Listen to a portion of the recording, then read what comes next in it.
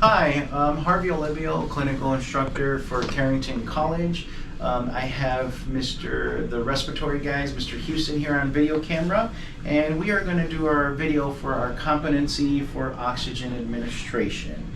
So first thing, when you get ready to give oxygen to your patient, like just about anything we do, we always have to verify the physician's order. So you want to make sure that you have an order for oxygen. Oxygen is a drug. You cannot just walk up to somebody and start giving them oxygen. So make sure you have verified the physician's order. Once you verify the physician's order, you're going to check the patient's chart. Then you're going to come to the patient's room. We're going to look for any kind of precaution. So if there's any type of signs, and we've got several, so this one's just a droplet, just to show you. You would have to either put a gown, a face mask, goggles, some kind of protection for your eyes, and gloves. So after you make sure you have the proper PPE on, then you're going to get the equipment that you're going to need. Okay, knock knock. Hi, Mr. Smith. My name is Harvey. I'm with Respiratory. I am going to give you some oxygen. Once you verify yourself, introduce yourself to the patient, get your supplies. Going to have humidification. So this is our humidification that we're going to use. Normally this comes unassembled in a bag. All you do is tear the little plastic cover here off, tear this little plastic cover here off, take this plastic piece, and you are going to put it on here.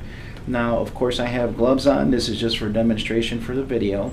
So once you secure this, do not over tighten it and don't force it. It should go on with ease, and you just want finger tight because this is just plastic and you can strip it.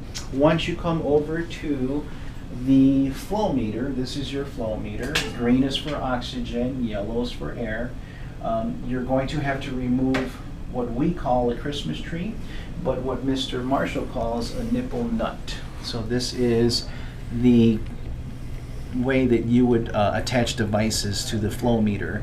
Some hospitals do use devices like, for instance, a nasal cannula that has the end of this that will fit this. But for this demonstration, we do not. So we just remove this. This is the Christmas tree. Now we are going to take the humidity, and we are going to, again, don't force anything. This should be easy. Just line it up. If it doesn't go right away, give it a second and just try to turn it until you can put it on with ease. This might, sometimes you may need to take the flow meter off to put it on and put it back.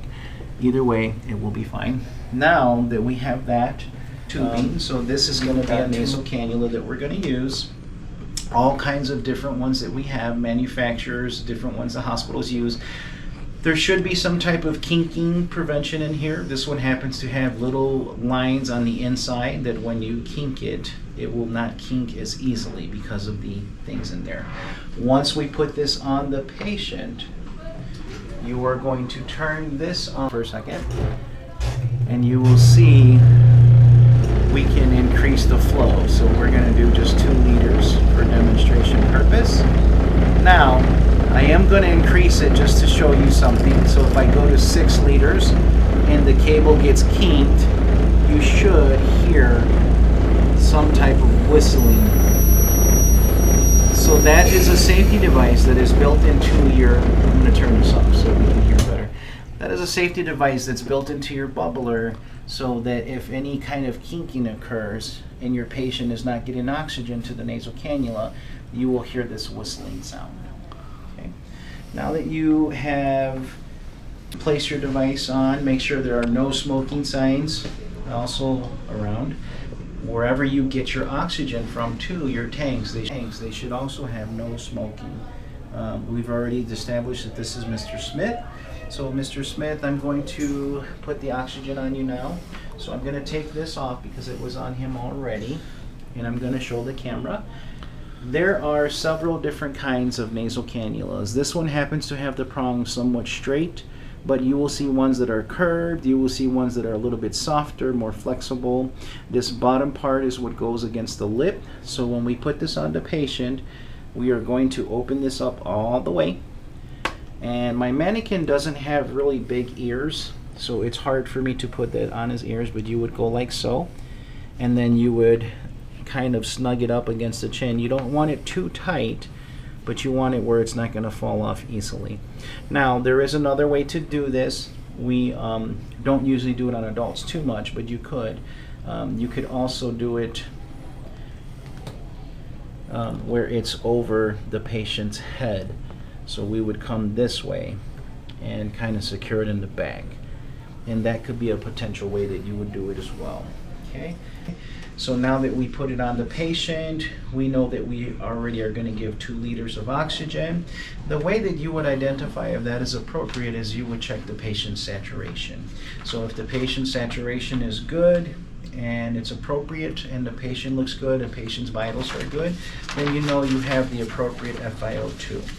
Now, when you're finished, you're going to get rid of all your trash. So that bag that this would come in, we would discard that. The bag that our nasal cannula would come in, we would discard that. Any type of mess or anything I left, I would clean up. Thank you, Mr. Smith, for everything. Is there anything else I can get you? If the patient has no request, then you politely leave the room. Make sure you grab the patient's call light, put it in his hand so that he's able to get a hold of someone if he needs to, or maybe he wants to watch TV.